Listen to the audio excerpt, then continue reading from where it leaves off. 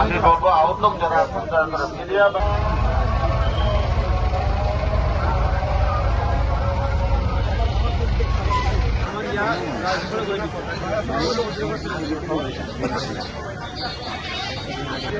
এই দোকানে তো আরো 3বার জরিমানা করেছে 10,000 করে আরো আগে। আপনারা কেন শোনেন না? এখানে সই দেন,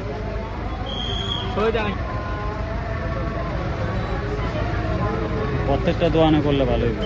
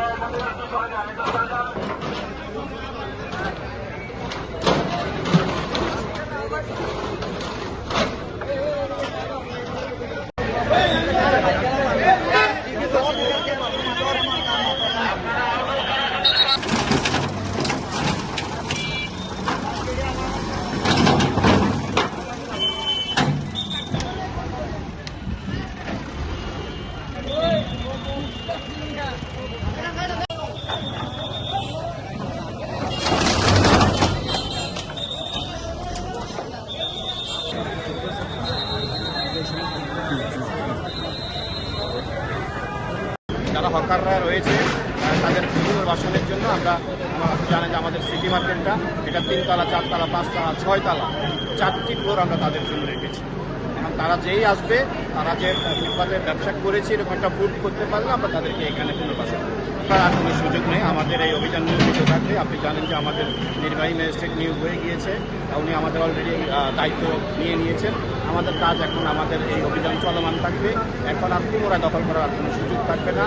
আর আমাদের মাননীয় প্রধানমন্ত্রীর নির্দেশ সারা বাংলাদেশে যানজট মুক্ত করতে হবে এবং পরিচ্ছন্ন নগরী করার জন্য আমাদের যা যা করণীয় আমাদের নির্দেশনা রয়েছে করার জন্য।